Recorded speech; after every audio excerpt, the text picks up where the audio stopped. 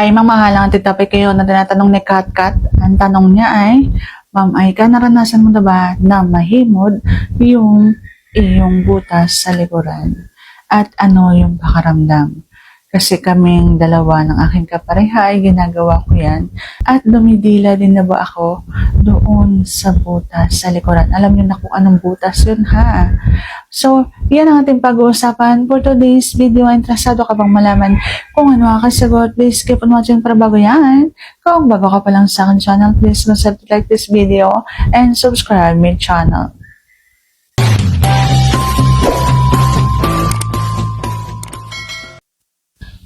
So, naranasan ko na nga ba ito? Ang sagot ko ay, opo, naranasan ko na yan. Kasi kapag halimbawang nararamdaman nyo na talaga yung sobrang sarap, yung wala na kayong pigil sa isa't isa, hindi malabong, hindi madadaanan ng dila yung butas doon sa likuran.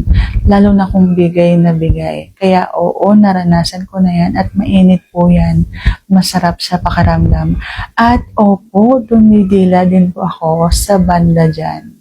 So, sana nasagot ko ng tamang itanong. If you like this video, please consider to like this video and subscribe my channel. Thank you for watching. See you on my next vlog.